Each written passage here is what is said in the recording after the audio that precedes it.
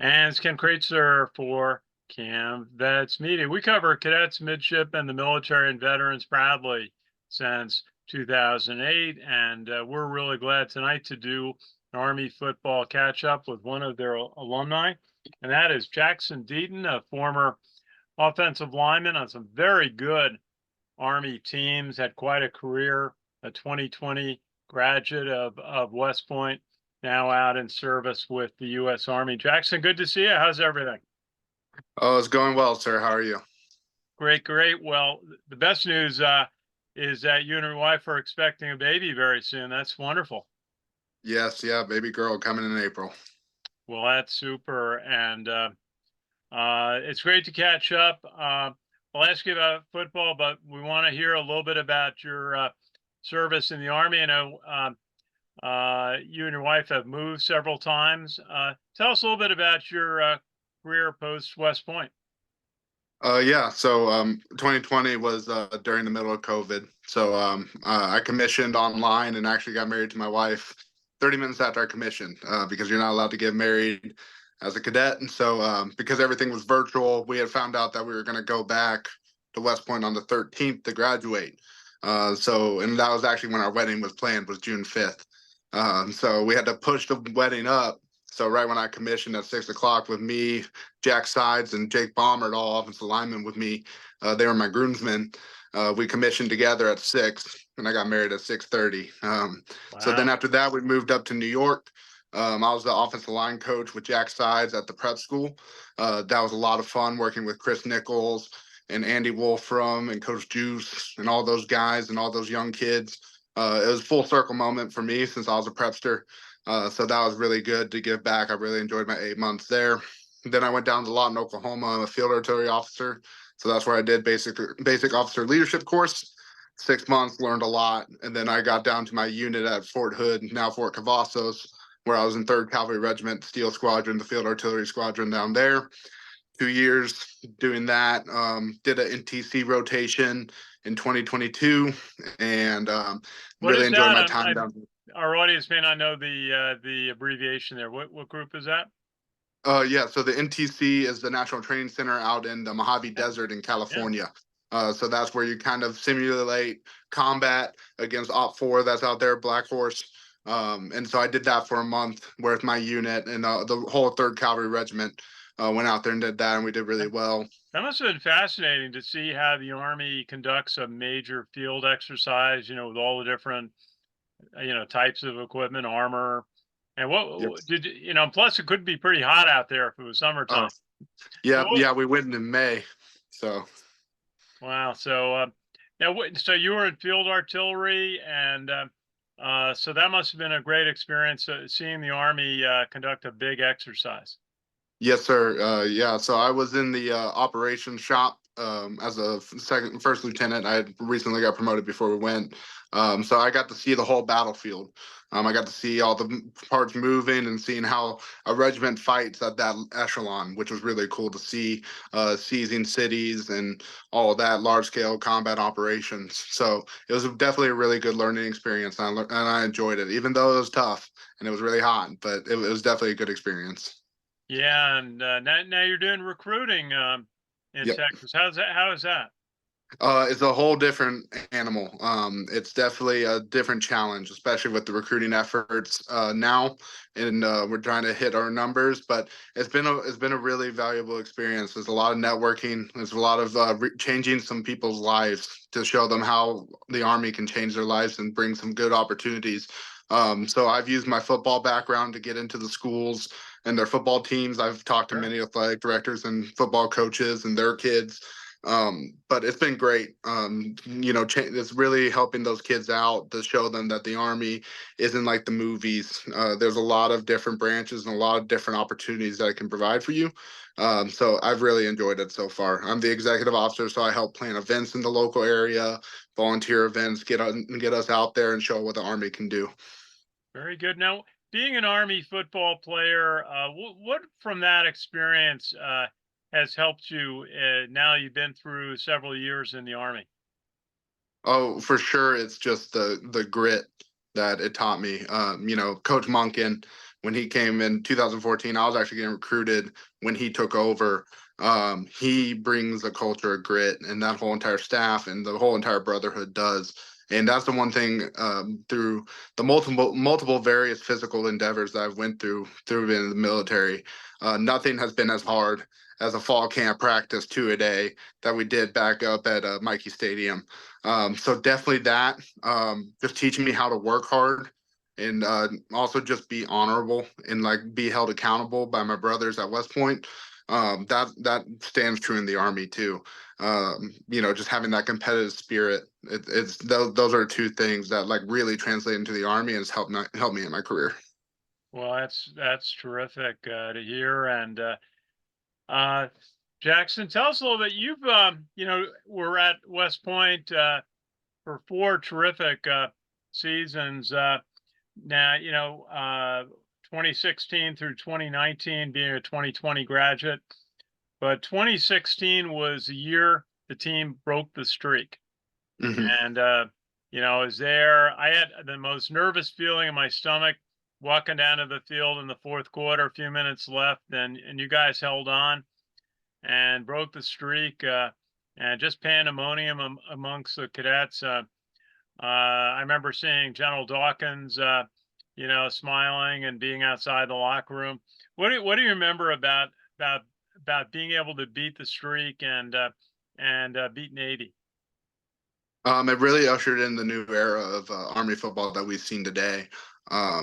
It set the ball rolling for us, and the ball had been rolling ever since Monken got there. Um, we started bringing in some guys that were committed to the team. Every senior in that lineup for that year, they had lost to them for 3 years in a row, and they just wanted to win so bad. And like all the young guys that were playing, we wanted to win it for them. So I just remember in the offensive line, Gilbert Gilly, he was a 5th-year senior on that offensive line. And I was just like, this guy needs to be Navy. He has to. He's been through so much. And just like the mentorship he showed me, and like all the other older guys too, like Brett Toth and Bryce Holland and them, that group was just special. And then after we beat Navy for that year, we kind of knew that it was a new era for us. And that's why we went through and won 2 more times after that Yeah. and had some really successful seasons. But no, the atmosphere was awesome. We had no doubt that we were going to win that game. There's a new belief in that locker room. So it was really cool to be a part of that team that broke the streak. Yeah, and then of course you got the bowl invitation, go down to end up played in the Cotton Bowl Stadium Hmm. against North Texas, and I really enjoyed that because I'd seen so many Cowboys games there on television growing up, and the history of that stadium. Of course, now Texas versus Oklahoma is played there, but you coming away with that win. I'll tell you, the North Texas people weren't happy about losing that game. Oh yeah, I mean it was a close one. And that's kind of was the motto of our whole entire seasons there since I was there. I mean every game was pretty much close, and that's where you got to dig in deep and rely on your brothers to win games. And I mean it just shows. I mean we won that one at the last second on a pitch play. The next bowl game we won on the same pitch against San Diego State. And it was just a testament to those seniors and those older guys that have been through so much. I mean, especially in the offensive line room, I just knew that all those guys were like, put it on our back. Put the play that we can make. We can make the play. We can get the guy in the end zone, and that was just a testament of the attitude of that team. Yeah. But yeah, no, North Texas definitely had a right to be mad. They played a great game, but I mean, at the end of the day, is who scores last, and we got that pitch in, and it was a great win. Yeah, and then the next year you had a good season, but you beat Air Force and you beat Navy and won the Commander in Chief trophy, and then had a big bowl win that year. Tell us a little bit about that one, that season. Was that your sophomore year? Yes, I was a sophomore, so that was definitely the best offensive line I think Army has had, and I'll say right now in the history of the program. Guys like Rick Kurz, Bryce Holland, Josh Boylan, Brett Toth, and Mike Houghton, like just being part of that team and that in that room as a young guy, it just made everybody want to be better. And those guys, they were mean, they were nasty, and they got the job done. I mean, that was a year I think we got like 80% on fourth downs. We were just going, and but yeah, no, that was special. That was the first double digit season win season in a long time at Army, and it kind of showed like what I was talking about earlier, that freshman year. Like we knew that was going to be kind of our season, and we knew that it was a new era of Army football to where we can go and play against the big guys. And that we played Ohio State that year, and we went 99 yards on them to score a Yeah. touchdown in it.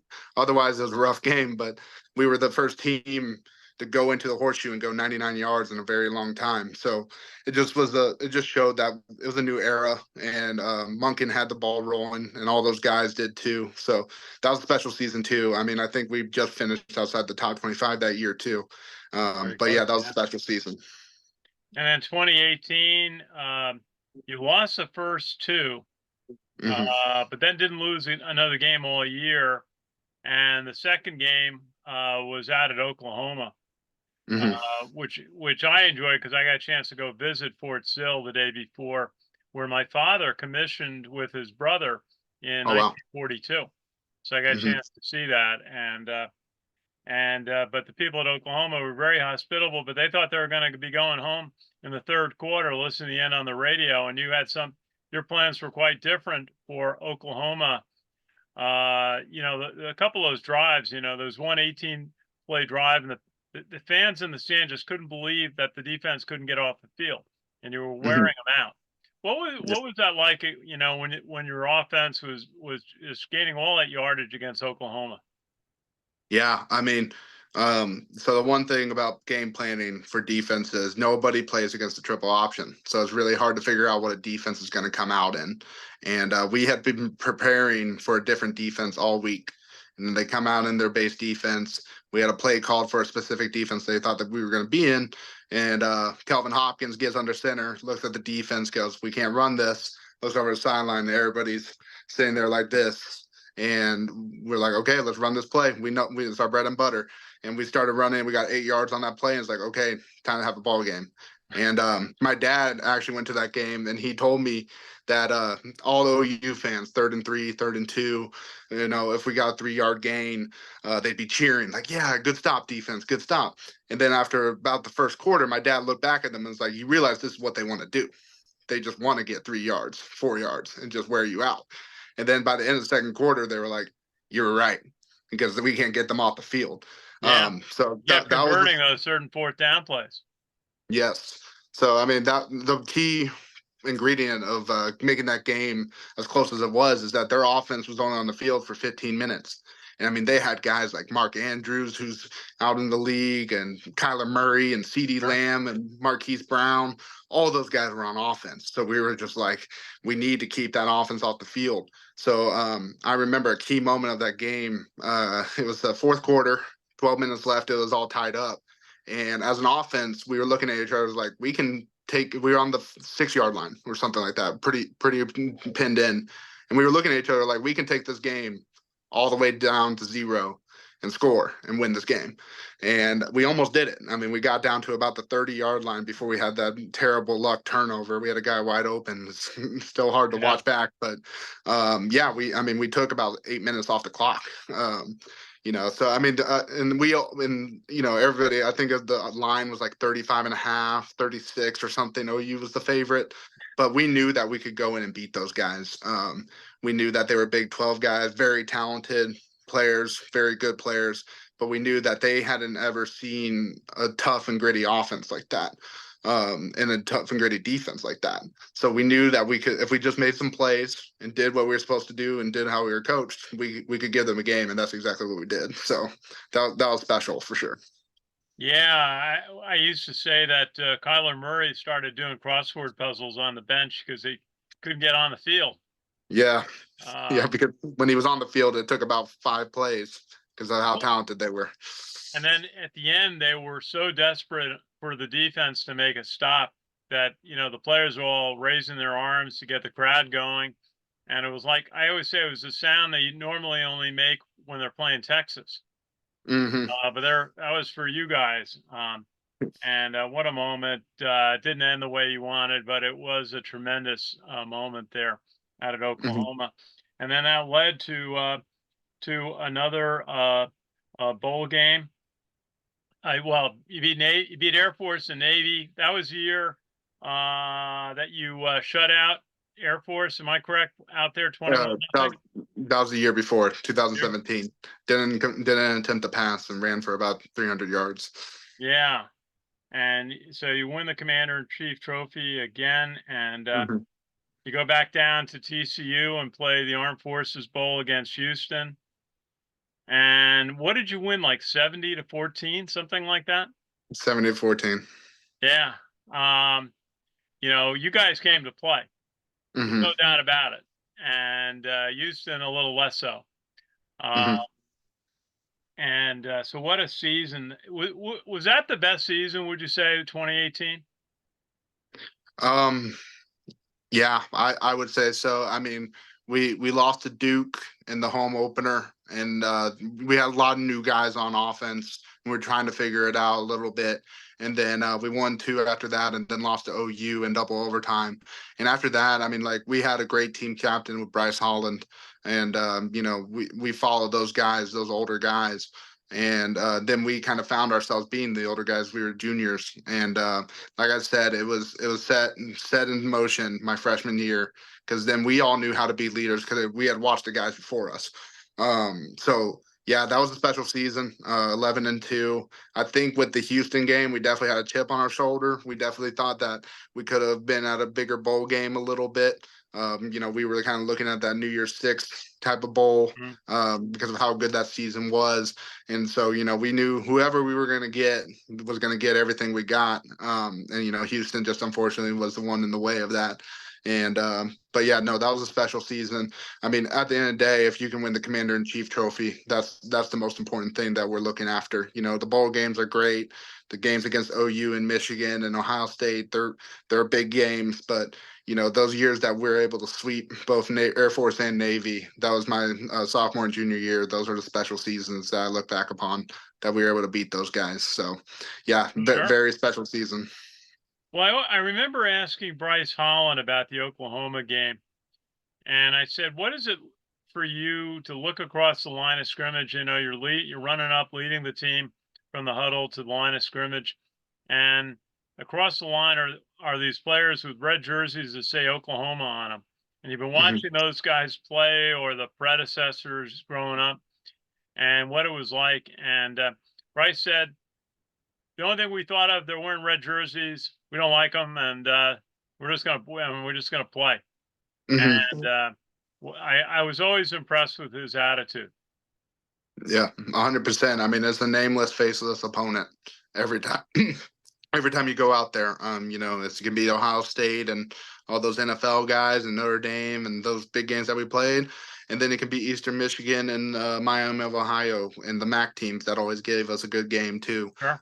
We knew whatever game we went into that we had a chance to win, and we knew that every game we went into, the guys were definitely more talented than we were, and we had to win by being disciplined and have that grit that I was talking about, and that's why we were able to win a lot of those games. Because I mean, if you look back at them, a lot of them are one score games. A lot of them are Yeah. one or two score games, and we just had the grit to win it out and make the right plays when they're needed. So, but yeah, no, Bryce's mindset is definitely something we all had. I mean, like it was cool. You had your like little minute of soaking it all in, like while I'm at OU and oh, I'm at the horseshoe or oh, I'm at the big house. But at the end of the day, after that, once the whistle kicks off, it's like, okay, there's just another guy in front of me. He's human. He's playing football. He's on scholarship, and I gotta win this battle for my guys. So, Yeah. Now you mentioned the horseshoe. You played there in 2019 in front of 107,000 people, hmm. and played well, had a lead, and took them into overtime. And I'm sure it's a disappointment that you couldn't pull off that win there.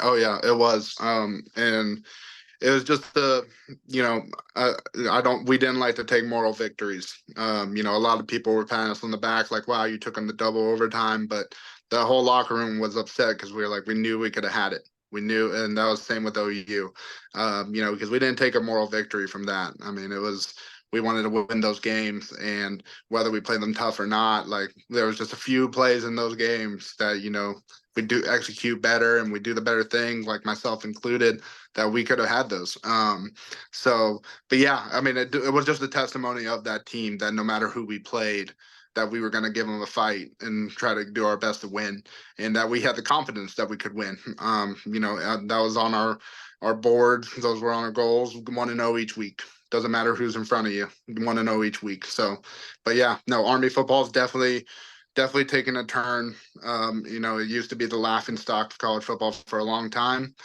because it's the good old Army boys, but we were definitely changing the attitude towards us. Like, they don't want to play us because they're so physical and they are so good at what they do, and they're very simple in their offense, but they just drive down the field. And we wanted to make it to where people feared us. People didn't want to play us. So, and I think we did a good job of that even to this day. Nobody really wants to get into the ring with Army. So, Yeah, I kind of think back to that 2018 when you went up to Buffalo. I think it was the week after the Oklahoma game, and I was concerned that there was going to be a little bit of a letdown. But Buffalo was very good, and it was their hmm homecoming game, and they had a big crowd, and you guys just ran over them. hmm yeah, they were a very talented team. I think they had a receiver that went to the NFL, and but like, we weren't dwelling on the OU game. We were actually more mad than anything that we had lost it. So we got into that game like we got to prove something. So, yeah, and just 1-0 each week was our mindset. We didn't really focus on the past. Once the game was over, we take Sunday, look over it, look at our mistakes, look at what we did well. Then right after that, we hit the field. We're game prepping their defense, their offense, figuring out what they do, and then we're right on to the next week. So you only have about an hour to look at the last game and learn what you did, learn from your mistakes, learn from what you did good, and then you're on to the next opponent. And I think that's something that the coaching staff did a really good job of putting on us, because we didn't think about anything else. That game was in the past, on to the next one. Hey, you went on with the Commander in Chief Trophy wins. Got a White House trip. You got two White House trips. Yes. And I was fortunate enough to be able to cover those trips. What was it like for you to go to the White House, and then you got to go to the Pentagon the first year? It's an amazing experience. You see those on TV all the time. You see like nation's capital and how historic of a building it is, and all the people that are so powerful in there, and run this country. It was a surreal experience. It was awesome to be there with my brothers and go in there and meet the president, and do all that and see all the rooms and everything like that. It was a great experience, and it was great to celebrate that Commander in Chief trophy with the president at the White House. Like that's something that I'll always remember for the rest of my life. So, In the Rose Garden. mhm. What a day that both days when you went spring of 2018 to spring of 2019. So special. So appreciative I was able to cover those and get some video on it. Um, just tell me, how did you manage West Point playing football? I mean, being starting for most of your career, a lot of games, and handling school, the academics, and then all the military drill that you had to do. It was all about balance. Trying to figure out what you could do that day and what you couldn't. Um, I the teachers were amazing. The professors, they always had you hear about it all the time that we have the number one accessible faculty. That you can call them at 10 o'clock at night and they'll help. And you think it's just a recruiting pitch, but I remember I'm not very good at math. And all the time, I'd call my math teacher when I was a freshman, and I'd call him at 9 at night, 10 at night after practice. I'm just like, I need help on this, and he's like, okay, let's work through it. And then we had the academic advisors on the football team as well, and we had guys that would tutor we'd all just help each other get through that. So it was all about balancing what you could and couldn't do, prioritizing. There's many times that I wasn't able to get my homework done, but that's only 10 points, and you can learn it and make it up. But you have a project due on this class that you got to focus on. So it was all about time management, and it was all about getting help from those resources when they were given to you. So yeah, it was a struggle for sure. I mean, it's a very tough academic institution, but with all the resources that are given to you, all you have to do is try to utilize them as much as possible. So that was really how I got through it, was the helpful faculty and the helpful people on our team that tutored us and made sure that we were going to study hall and making sure we had all that in place. Yeah. Well, you did a tremendous job with that. It's tough for anybody at West Point and playing football, and your grit got you through. You had a terrific career, and you graduated. Now you're an Army officer, and I understand you're on the list to make captain very soon. Yes, yeah, I'll get promoted in May, so that'll be exciting as well. Well, congratulations. My dad, I think four of my uncles were Army officers. They'd be very proud of you, your accomplishments. You're going to be a dad very soon. I got to ask you, there's so many changes coming up in college football, especially going into this year. You got the conference realignment. Texas and Oklahoma are going to the Southeast Conference. Southern Cal is going to the Big Ten. So is Washington and Oregon. Just on that element, how do you see that? Is it just going to be different, or is that just something that it'd be nice to keep the traditional conferences around? I grew up as a big Texas Tech fan. A lot of my family went to Texas Tech, so for me, Texas and OU leaving, it's definitely going to be different in the Big 12. We have some great teams coming in there too, but I think it's going to be different. But at the end of the day, it's still going to be college football. I think that's definitely going to be missing some of those rivalries. As a Texas Tech fan, I always liked to play Texas. I always liked watching those games and seeing the little rivalry that we had. I liked watching the OU Texas games and all those schools out in the Pac-12 and their rivalries. But I think at the end of the day, I think the new expanded playoff is going to be good. I think the conference realignment is going to bring more competition into those conferences. So Yeah. I think it's going to be good. I think it will answer a lot of questions too of who is the best conference in the Power Five. So I think it will be really good for college football and a lot more competitive games. And I think at the end of the day that, with college football, it's all about the atmosphere at the home stadiums. It's all Sure. about the heroics on the football field. So, and I guess it's kind of Monken and his teachings, the nameless, faceless opponents. I just as a fan, I just like to see good football. So definitely will miss out on some of the traditions, but I think that it's going to be a new good look for college football.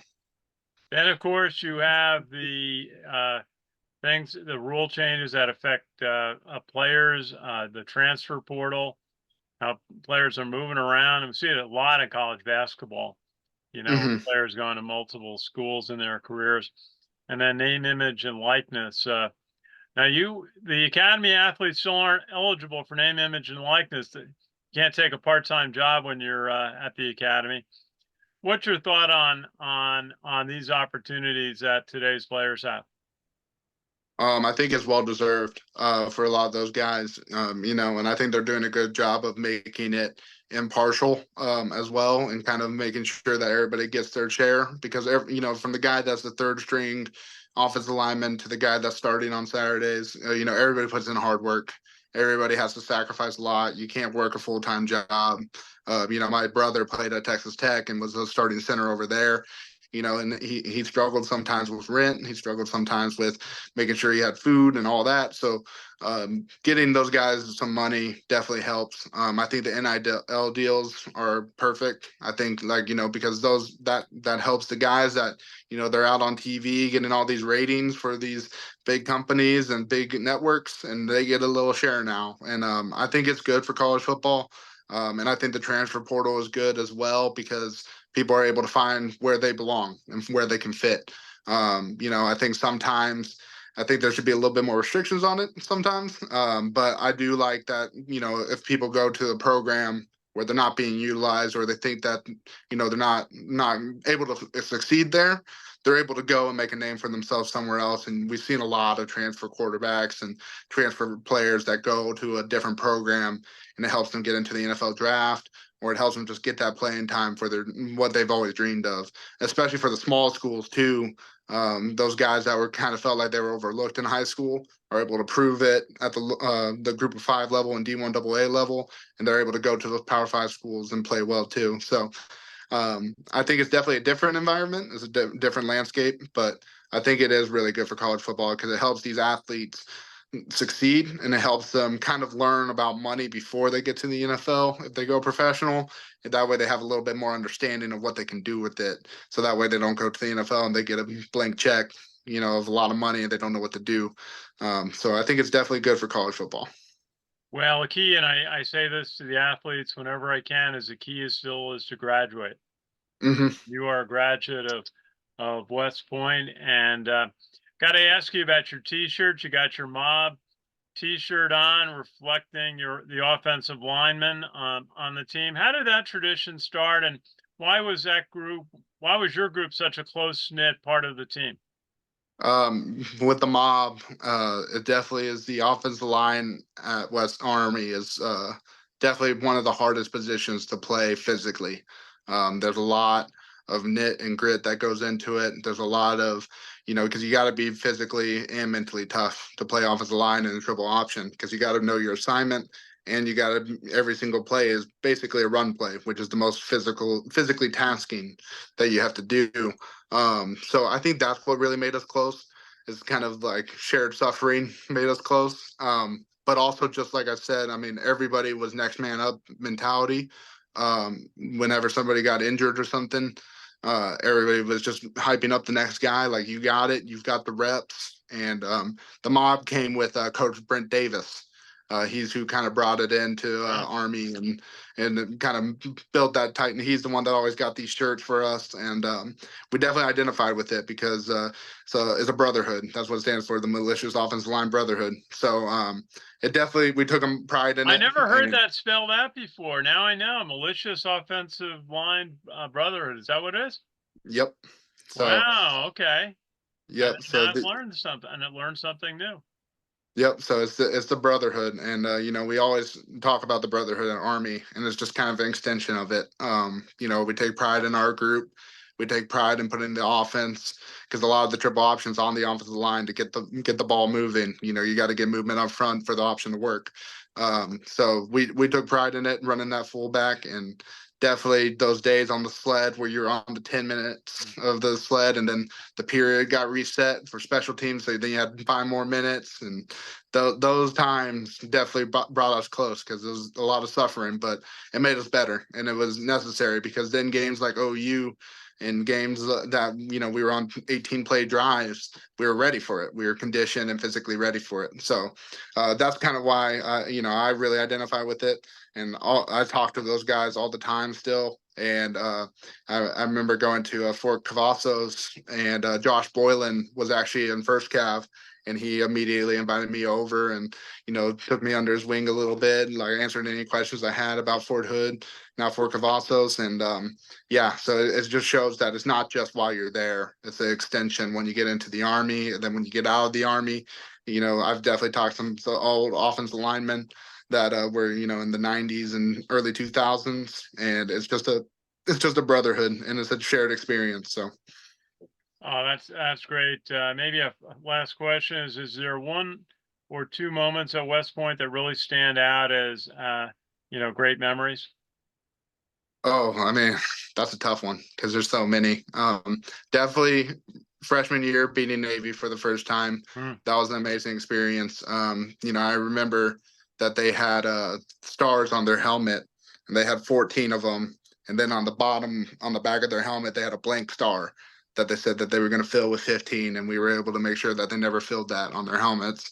So that was awesome to do that. And then I'd say I can't pick another moment, but just every victory, singing that Army fight song and in the locker room and celebrating any victory we had, because winning is hard to do in college football. It's really hard to do. So whether it was an ugly win or a dominant win, like we did to Houston, or it's an ugly win, like when we beat Eastern Michigan and Gibby tackled that guy on the inch line, any victory you get, you celebrate.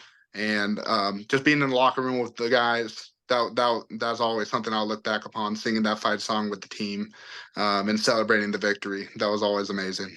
Absolutely. On brave old Army team. And Jaxson Deaton, thank you for spending a little time with us and going through some great years you had at West Point and graduating and your promotion coming up, but most importantly, for you and your wife, the birth of your baby coming up very soon. Yes, thank you. I appreciate it. I appreciate it for inviting me on. Great to see you. We'll do it again. And this is Ken Kreitzer for Cam Vets Media. We cover cadets, midshipmen, military, and veterans proudly since 2008. We thank our sponsors, the 27-time world champions, the New York Yankees. Are going to host the Army Notre Dame game next November at Yankee Stadium. And we always highlight the Special Operations Warrior Foundation. They provide scholarships and mentoring to children of families who have lost someone in the special operations community. So Jaxson Deaton, great to see you. We'll do this again. Great to see you as well. Thanks for watching and have a good evening.